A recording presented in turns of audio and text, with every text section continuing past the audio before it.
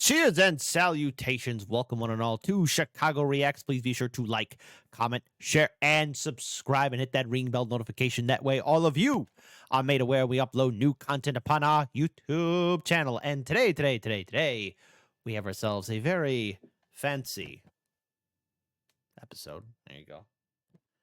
Because we're going to talk about wine. A delicious glass of, following YouTube guidelines, it's apple juice. No, it's not. It's not apple juice. It's wine. But anyways, welcome one and all. Please be sure to, again, subscribe to us. Check out our Discord channel as well. And this is, of course, from the internet historian, Too Fancy, Too Furious Wine. We're going to learn how to be cat fancy by drinking all this delicious wine. But do a favor for me, folks. Please support the original content creator. Why? Because it's the right thing to do. We do this for all the videos. The original link is in the description box below. So without further ado, since I'm in charge of the ones and twos, let's be fancy. Let's drink some wine and get educated by the internet historian. So let's play this video in a 3, a 2, a 1.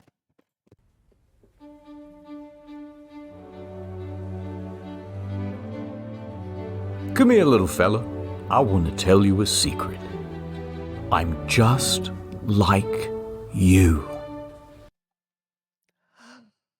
Like me? That's 10 out of 10. A life-changing video. We're both down here in the dirt. Mine just happens to be imported. You are fighting in traffic, and I am fighting charges of trafficking. We're so similar. You're working a 9-to-5 job, and I am having to look at that. We're both going through it. Yes, we are. So don't hate me. I'm not the problem. It's the wine snobs. They're the ones that look down on you. And frankly, I don't blame them. No, he's learning. Listen. Let me pull you up by your bootstraps. Yes. What if I made you my little Pygmalion? I would be honored. It would be the highest honor of them all. And you know what? You at home get to come along with me too. Just hide in my suitcase, all right? Hide in the back of my car. It's good. I'm gonna smuggle you guys in. I promise. Chicago Reacts never lies. That's a reference that you wouldn't get. You know what? Perhaps I shall make a series of videos that will give you some sort of clue about fancy things. Yes, that's what I'll do. Something to give you just enough information to bluff your way through a fancy dinner. Did you know that Da Vinci painted the Mona Lisa? Somebody had to hold open the gates for the barbarians. Why not me? So let's do it. Let's look at wine, the Mountain Dew of upper society. With wine, there is only one rule. Kill or be killed. Hold on. We're rewinding that. Kill. Face it, kid. The game was rigged from the start. Or be killed. And if you want to survive the night, here are 6 things you should know about wine. Survive the night? Oh, great. I'm willing to bet he's going to get him and his fancy friends to hunt us and then drink wine over our corpses. How wonderful. To you muggles, the words on these bottles must seem like a mystery. Pie not no eye. But us landlords, we, the pink Himalayan salt of the earth, we know what they mean. They are grape names. Look upon this grapevine. It makes grape berries. Yes. Now, there are many different species of grape berry. Ooh. And whatever the berry species is will determine the type of wine. This is Chardonnay, so it will make Chardonnay. I'm actually drinking. Hold on. This is from Trader Joe's $2 Chuck Chardonnay. So, yes. Chardonnay is so delicious during the winter months. I hope you enjoying a tasty beverage too. Hey, Merlot grapes, they make Merlot wine. Grape names are mostly French. Gross. But for example, in English, Pinot Noir means black pine, because it kinda looks like a black pine cone if you squint. Here's some of the other names. You can pause it up. Let's see. Hold on. Yeah, we're gonna pause. Hold on. Merlot. Oh, little blackbird. Oh.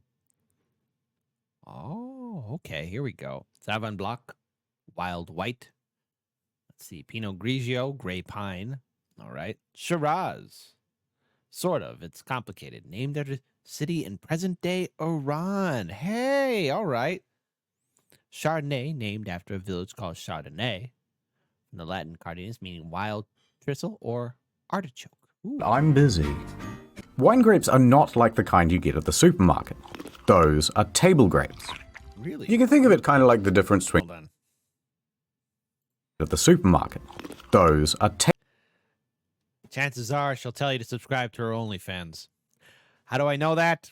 She's got a nose ring. There you go. Just don't be that sucker who went viral. $63,000? $63,000 you're going to spend and then get roasted on the internet? Come on. Be better. Come on. table grapes. You can think of it kind of like the difference between cooking chocolate and regular chocolate. You can eat them, but they're overly sugary and kind of full of seeds and just not as nice to snack on. So the grape type is the main word on the bottle, but sometimes there are other words as well. For example, this Bourgogne. What the hell is a Chablis? It's all regions. Okay. Allow me to explain through the medium of song. There's Chianti and Piedmont, also there's Burgundy. Don't forget Chablis Bordeaux. This one's from Italy, this one's from Italy, this one's from France, this one's from France, this one's from France, this one's from France. They're all from France. We're Italy. Yeah, and for those of you who don't know, I remember Animaniacs. That show was great. I had a good childhood. Great cartoons, awesome movies, great experience. 90s was a great era. And then adulthood happened. And responsibilities. Ugh. It's not what it's cracked up to be, kiddos. Try to avoid it as much as possible. Adulting. It's just not worth it. Look, the general rule is, if you see a term you don't understand, it's probably just the French or the Italians being all la-dee-da about Hey. I'm Italian. I take offense to that. their particular region. All right, let's move on to price. Come on, I know a place. We're here. I can tell by the name on the sign. Now, don't embarrass me, I didn't bring my ID. Fiddle-dee-dee, look at all these bottles. So many options. Ooh, a cheeky $200 bottle.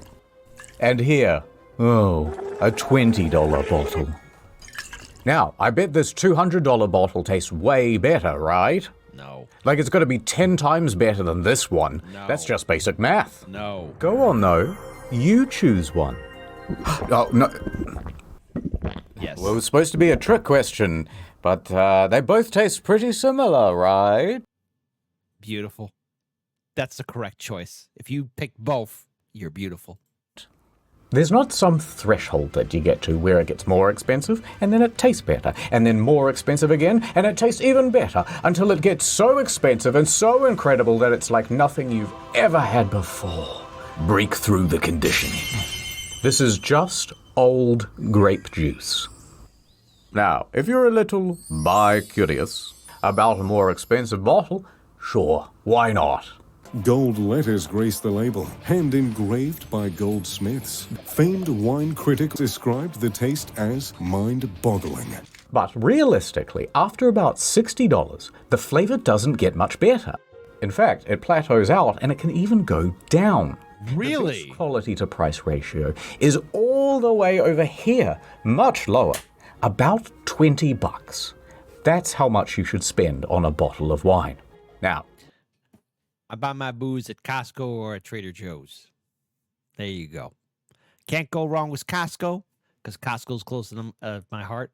For those you don't know, back in the day, I used to work at Costco a long, long time ago for about, let's see, for about 5.5 years. I worked at Costco, and yes, they had a great selection, great time there. You know, that's. I used to work at a warehouse way back in the day, a long, long time ago.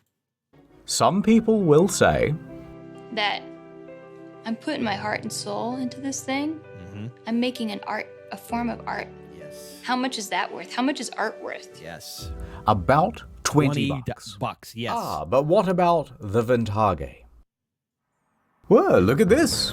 A couple of cromulent slender necks. And they're the same price as well. But this one is from 2019, and this one is from 2022. All out. Well, surely the older one is the better one, right? No. Many people think that the wine aging goes like this, and the flavor just keeps getting better over time. No. Wrong.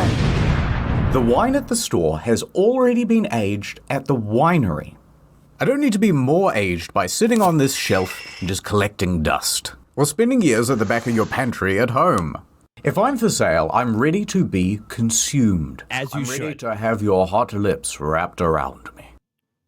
That's what she said. That's what she said. In fact, the general rule goes a corked bottle should be drunk within 5 years, and a capped bottle within 1 year. Really? Come, there's more. Let's pretend I am a waiter at a restaurant. You happen to be wearing a shirt, and so I have mistaken you as a paying customer. As a waiter, the first thing I will press you about will be food pairings. Ooh. White wine with fish, a Merlot with pork. I'm gonna upset some wine snobs here, but I've actually had red wine with fish and white wine with pork. Does that make me a good person? No. It makes me fantastic, as it should make all of you, as it should. Well, kid, I'm gonna have to pair this truth nugget with something you don't want to hear.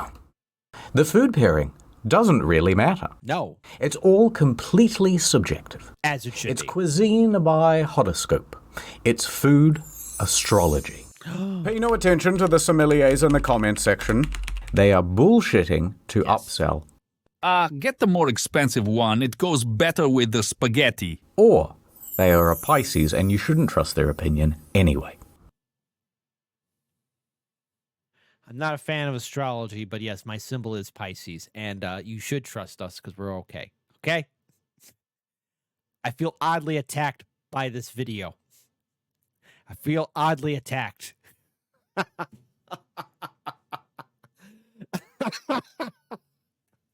Something else to expect at a restaurant? Expect to get ripped off by the markup. Most restaurants add a 250 to 300% markup on their wine. Yes, and they do. the cheaper the bottle, the higher the proportional markup tends to be. So a $20 bottle will turn into an $80 bottle, but a $100 bottle may only rise to $150. Most people get the second cheapest bottle on the menu, regardless of the pairing, and that'll do just fine. Yes. And that's it. No more tips. Unless you want to leave me one. No. Huh? Actually, you know what? I got a fucking tip for you, mate. Ad time. I bet you're wondering how I got this cog in my knee. That's because I became the face of Incogni, the service that helps you be forgotten on the internet. Good. I used to be a humble florist. One day we received a shipment of forget-me-nots. But inexplicably I fell in and ate a bunch of them. I forgot everything that day. My address, my web browsing habits, where I worked, what my child's face looked like. I was supposed to pick him up from daycare, so that was kind of embarrassing. I just picked one of the kids that kind of looks like me. Oui, monsieur. Close enough.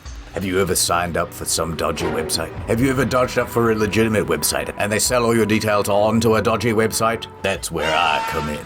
Incogni man. And a nonna boy. There are data miners out there, data collectors, creating big servers all around the world. They take your name, your address, and your IP, and together they make a big profile, and that lives forever. I am here I to knew it. It's Mr. Beast. Mark of the Beast, the Mr. Beast. Knew it was him. It was him the whole time. send them annoying legal notices to tell them to f*** off. Take Steve off your database. European law this, American law that. Go to incogni.com/internet store to get 60% off an annual plan. The cog signal. I swoop into the data centers. Legal notice. Wait a minute. Hold on. Processes Hold with on. Hold on. For a minute there, I thought he was in Chicago. Never mind. I was wrong. Swoop into the data centers. Legal notice. Tangle up their processes with admin. Who are you? I don't know. Oh, wait a minute. Inganokni Nam. Go to incogni.com/internet historian. Ah, Incogni Man. Remember me? Yes. No. Who's the kid? Je suis très affamé, monsieur, s'il vous plaît. Whoa, that's a good deal. Ad over. Welcome to the Wine Underground. We have our meetings here because it stays at a very pleasant temperature. You know, us wine masons, we control everything. We are few, but many. That doesn't make sense. Look at the back of this. I would love to be part of your honorable crew, internet historian. Listen, we here at Chicago, we've got warehouses, facilities on end, forever and ever. Just reach out to Chicago Reacts. Trust me, Anna, we will help out with your not illegal activities. Come on. It'll work out. 10 out of 10. Life-changing decision. This bottle. See the No Fat Chicks logo? We put that there. It is the symbol of our organization. We have a dirty finger in every glass of government and corporation stuff. If you cross us, whoops, perhaps you'll have a little accident. Last I want to join your order. year, little upstart tried to make wine actually taste good. You know, like how grape soda does. Cut him up so good he had to get stitches. We caught one reporter trying to dig around into our operations. We all know how that one ended. With an airstrike. All right, my little juice box. I'm going to let you in on a secret. Why is champagne called champagne? Champagne. Well, I'll tell you. It all began in 1668. In the Damn. Just 2 years after 1666. And minus the 1000, it's 666. Curses. Abbey of St. Peter in northeast France, there's something spooky going on. Boogie boogie. It's springtime. Boogie And in boogie. the cellar where they keep all the wine, bottles would suddenly, unexpectedly, explode. Now this was especially common during morning mass. Ho, that's a bad omen. Sometimes the explosions would cause little chain reactions, and bottle after bottle would break down the line, ruining the majority. Let's see. Parishes were in charge of producing, storing alcohol for the village, sometimes for ceremonial purposes. I don't know how to pronounce that word. The word was an E, but also just means community thing and also means controlling supply of alcohol. Thank you, internet historian. Of the crop. The peasants were frightened and also parched. Sacre Bleu, les wine. What is happening? The monks would refer to this as the devil's wine. Les wine is cursed. Le God, he must be anger at us. We need a hero. In walks Don Perignon. He is just the man for the job. Yes, a Don. Benedictine monk at the abbey. He's got a new role, the cellar master. And it's his mission.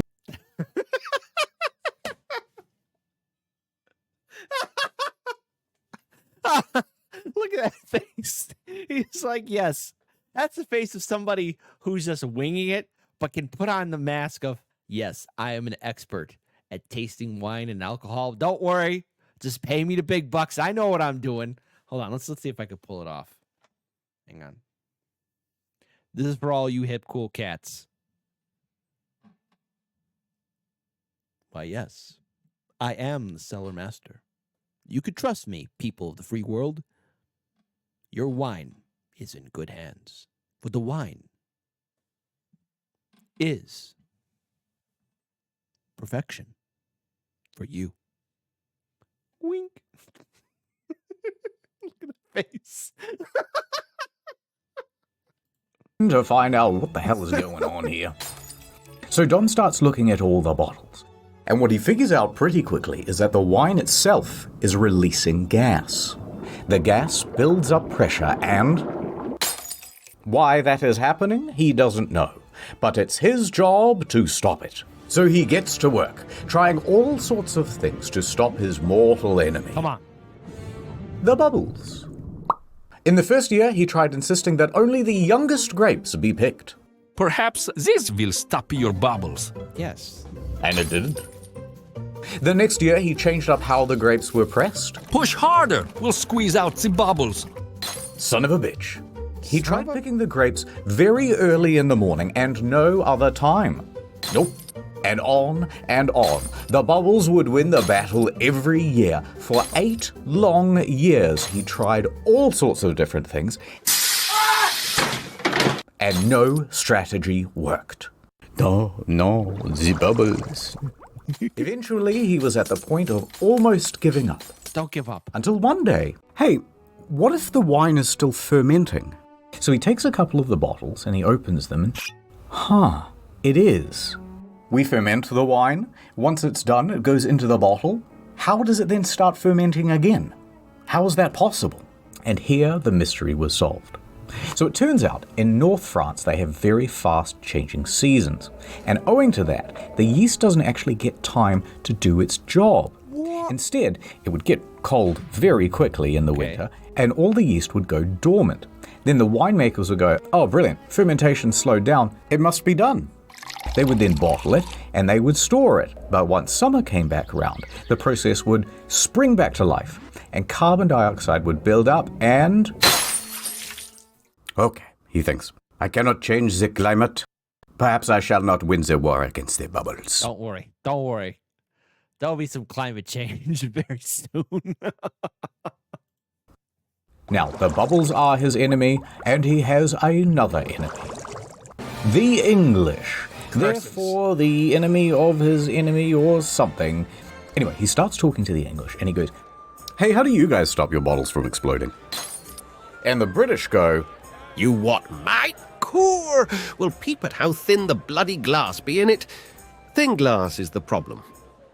Thank you for using this text-to-speech preview. For a paid version, please go to... See, the English have created new coal-fired bottles with much thicker glass. Then they put a cork in the top, and it allows them to make very... Let's see. The growth of England's population and industry led King James I to be concerned that the forests would be overharvested and stripped bare. That was especially a problem at the time because it would mean not enough timber for the Navy to make ships. Oh, goodness gracious, Cretaceous. So he passed a law heavily restricting deforestation. The English then, out of necessity, shifted from using coal for its manufacturing process, which burnt a lot hotter than wood, ideal for glass making. This new tech meant they would make better and sturdier glass bottles. Who says you don't learn anything from the internet historian or Chicago Reacts? Huh? Who said that? Type in the comment section below, or else. Foamy beer. That's right. He could just use thicker bottles and he won't have to worry about stopping the bubbles at all. So Dom goes running back to France. He's panting, he's sweating, and there's bits of brie on his shirt. He's going, better bottles, better bottles. Everyone's confused and terrified, but they give it a shot. And there it was. The people of France loved it. I love this new style. Even the French royals were enjoying new wine, tea, and... I love that show, Versailles. That was a great show. Beautiful show. 10 out of 10. He even started adding extra yeast and sugar to really get the bubbles going. And so Dom Perignon had created what we call today champagne.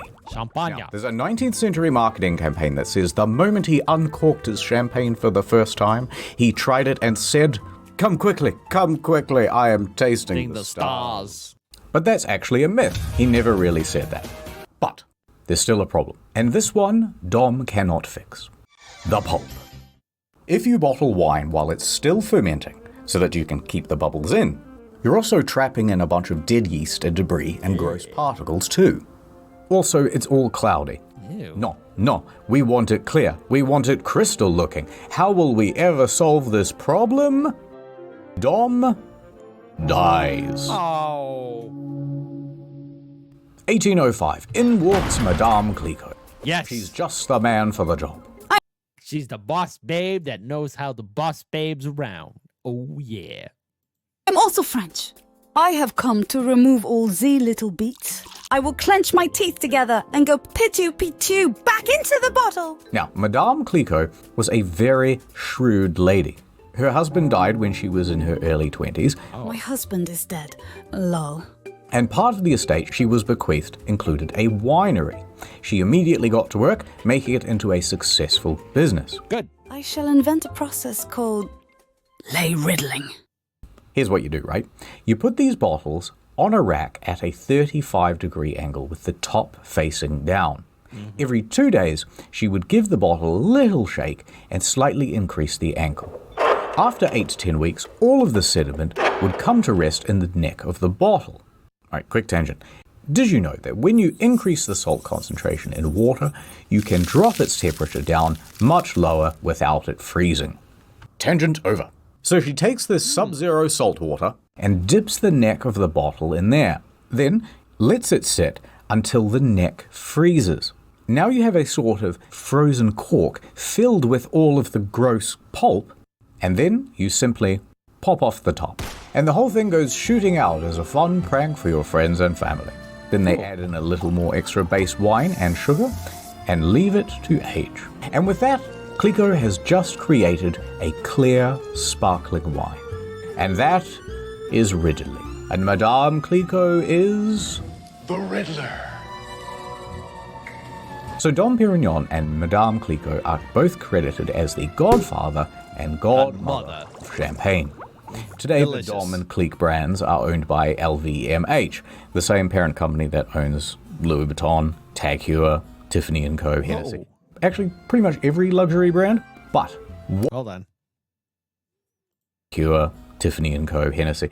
Actually, pretty much every luxury... Huh. Well, hold on. Let's see if this works. 10 out of 10, this will be a life-changing decision. If any of those cat fancy brands ever want to, be sponsored here on Chicago Reacts, all you got to do is give us a phone call. And we'll see what we can do. We won't say yes. We won't say no. Just give us an offer we can't refuse. I think it'll work. Luxury brand, but why is it called champagne? Well, that's because it comes from the Champagne region, you dummy. And anything else with bubbles is just... Let's see. Sparkling wine is a higher order term. So champagne is a type of sparkling wine. There are many other different types of sparkling, such as Prosecco, probably being the most notable. Although its production process is different, as instead of being fermented in a bottle, the wine is fermented in highly pressured, resistant metal casks. Ooh. Ah, I see. So the Madame also invented the rosé, not Super Saiyan rose. Also, many of these champagnes were first made using red wine grapes. Huh. Isn't that something? Sparkling wine. End of the part. End of part. Oh, it's you. I was just looking out over the sunset. You know how it is. Thinking about stuff that happened in the past. Yeah. I remember it all too well. It was literally 1984. Ooh. 1 year before yours truly was born. 1985. One hell of a year. I was walking home with my parents from the opera. Come on, keep up. We're nearly there. Hey, let's take a little shortcut, they said. We can cut through here. We were walking down a well-lit alleyway. It was nothing but quaint restaurants and bistros. Then suddenly, a man holding a bottle of Shiraz came out of nowhere. "Just a tipple," he said. I was terrified. I knew nothing about wine. "Go on," he said. My hands were shaking, knees weak, arms heavy. Complex aroma, wouldn't you say? Very good tannins. Oh, really? Yep. What's a tannin? I don't know. My parents died from embarrassment right there on the spot. Mommy! I'm sorry, Daddy. Just a tipple. It's too late for me, but I don't want the same thing to happen to you. That's why we have to learn about how to serve wine. Ooh. So you've bought a bottle of wine to show your friends and family how successful and sophisticated you are. As we Did should you be. know that Da Vinci painted the Mona Lisa? So let's go through how to serve the big three. White, red, and champagne. Let's say I'm personally a fan of red. Hey, what's your favorite type of wine? Type in the comment section below. And what do you pair it with? Do you follow orders and pair white wine with food that's supposed to go with white wine and red wine with red meat and other stuff? Do you follow the orders or not? By the way, side note, a long time ago, I actually saw the old Ken Burns documentary. Remember when Ken Burns used to be a thing? I know. But it was about Prohibition. And I forget what part it was in, but it had to deal with when Prohibition was finally being initiated. Somebody came out with a list of what kind of food or what kind of drinks to pair with Italian food now that alcohol was illegal in the United States. I looked at that and I got offended. I mean, I got triggered. I got upset.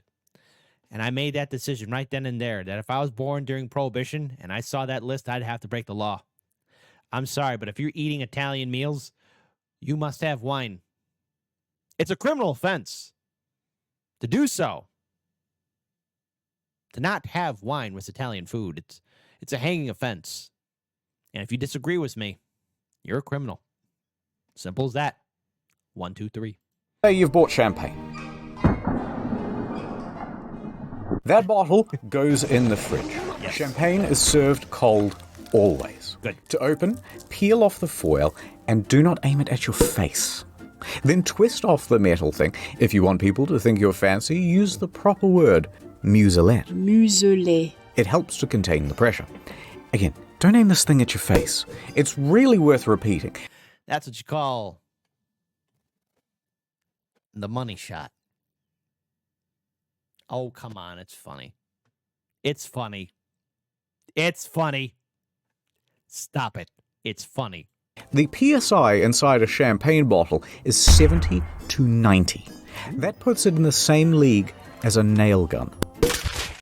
American Psycho. The greatest romantic story in U.S. history. So the cork comes out at about 50 miles an hour. And if you're in a house, you want to hold onto it very firmly with your hand. If you're Bezos, or you just won the Grand Prix, fling it over some ladies. Oh. But if you want Oh, he wasn't packing. to be really fancy, you can use a sword. This has been a tradition for a couple hundred years, popularized by Napoleon. After each victory, the army would use the Waterloo. That's a good movie. Great movie. Marshal Ney. Close to my heart. Do you not know who I am? It is I, Marshal Ney. Are you not the god? Great movie. If you haven't seen Waterloo, I recommend it. their sabers to crack one open for the boys. But the sword's just ceremonial. You can use pretty much any blunt object to knock off the top. A phone, a shoe, this fish head. If it's cold, it shouldn't fizz over too much, but you might want to have someone on the side with a ready glass. The glass type should either be a tulip or a flute. Although, if you've seen The Great Gatsby, you may notice that they use these. Up until the mid-1900s, people used coupes. That's because, back in the day, excessive effervescence wasn't very cool. So these cups helped actually dispel the bubbles faster. In fact, sometimes they'd even use a small whisk or a fork to dissipate all the bubbles. Now, there's actually an old myth that the shape and size of the coupe was molded from one of Marie Antoinette's buboes. Oh, Marie Antoinette. For shame. But it's probably not true. I want it to be true. Eventually, bubbles became a fancy feature, so the flute was adopted.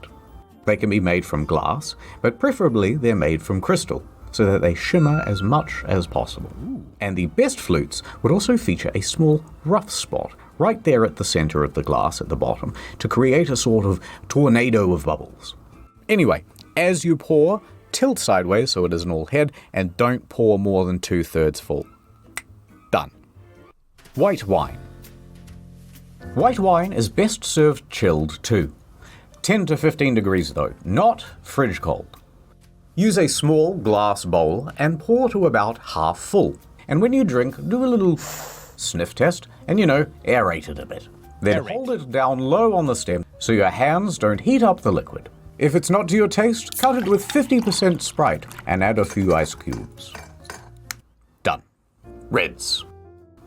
Red wine is not chilled. It is served at room temperature. As it should. When you first open it, you're supposed to let it sit for a while to oxidize.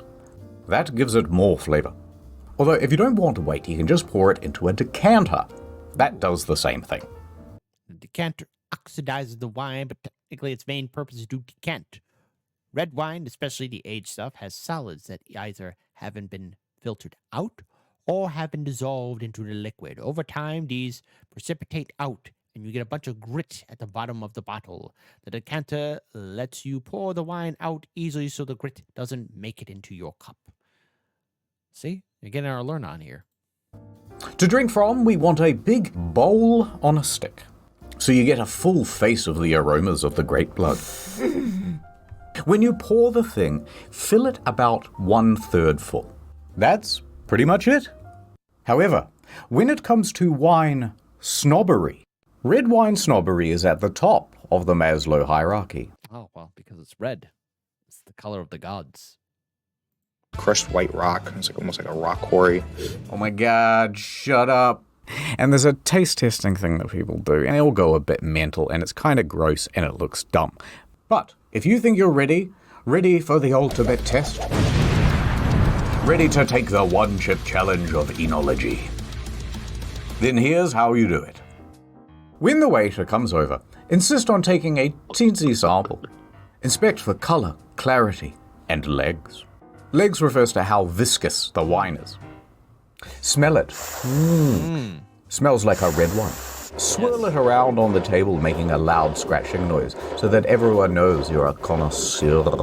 Swirling the wine glass is almost like turning up the volume on the stereo. Yeah. When you taste it, you're supposed to get it over every part of your mouth so that when you brush your teeth later, it's awful. Then take in big sips of air. This is where you comment on the texture and taste.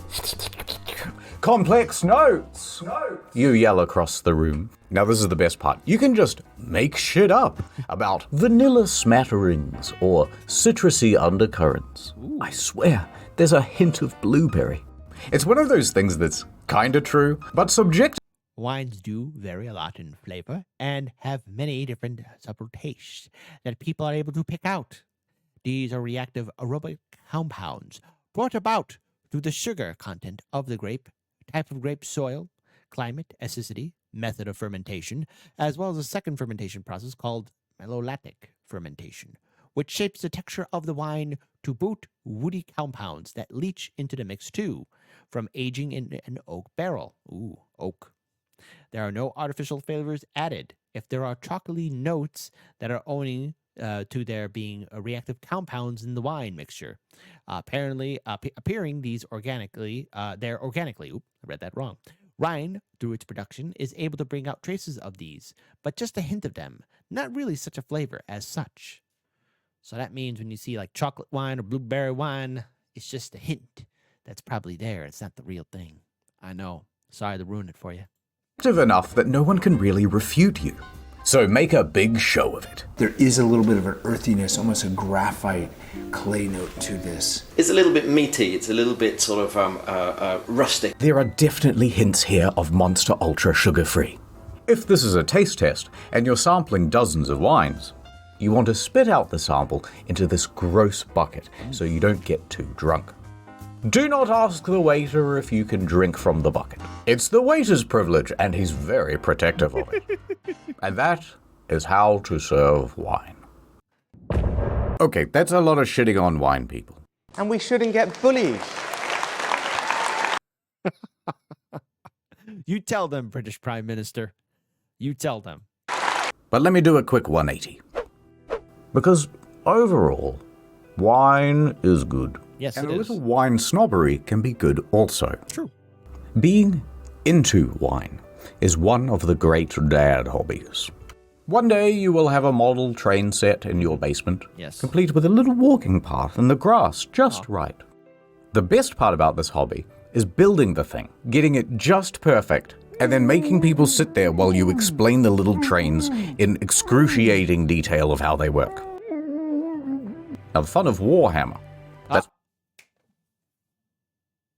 The Emperor protects. Always trust in the Emperor.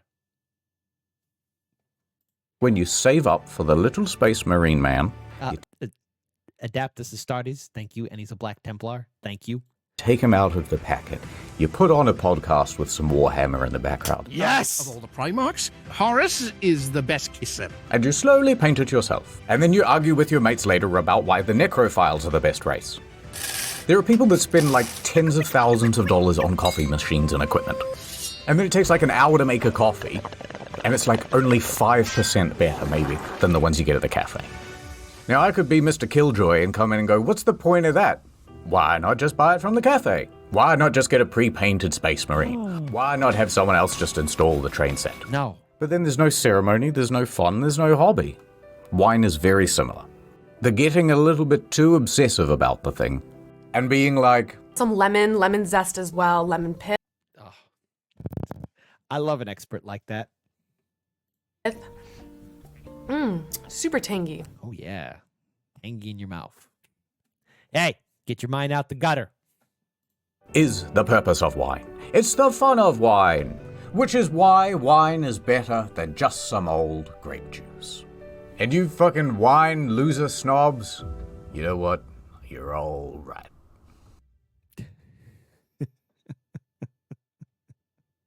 And that's about it. There's just one last thing left. The practical. Come on, my little nouveau biche. I booked out a whole restaurant. They serve some of the best blue whale caviar here. Oh, yeah. All right, you did it. You sat through the whole video without crying. I think this calls for a toast. Steady now. Whoop. Uh-oh. I can't believe you killed again. But it's okay. I feel like we're becoming close friends who can keep secrets and stuff. And because we're such close friends, I'm going to keep teaching you things. That's right. You're going to be just like me. Great. Hey, listen. We need some spots in Chicago, buddy. We got you. I just cannot tell which of this is blood and what's wine.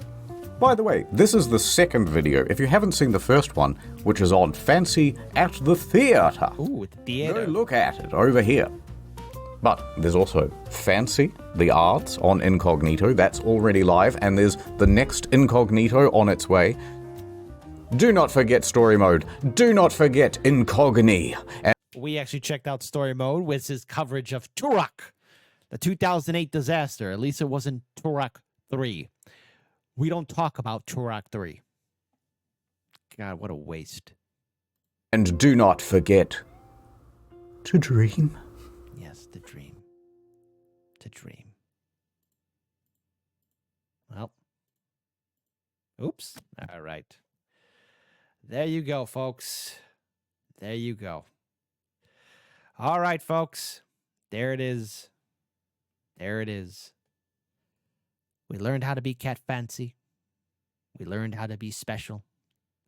We learned the whole thing about what it means to know about wine, to read up on wine, to study wine, and all that good stuff. So, without further ado, folks, now you know what it means to be cat fancy, to be awesome, and more importantly, to be cool. So, be sure to like, comment, share, subscribe, hit that ring bell for Chicago Reacts, as always. And be sure to support the original content creator, internet historian, who uploads great, good stuff, as you should. Check it out, because it's pretty cool. And there you go. So until then, please take care of yourselves and each other. Keep your heads on a swivel. And I'll see all you hip, cool cats on the flip side. I am up out of here. Take care, and all the best to you. Bye-bye.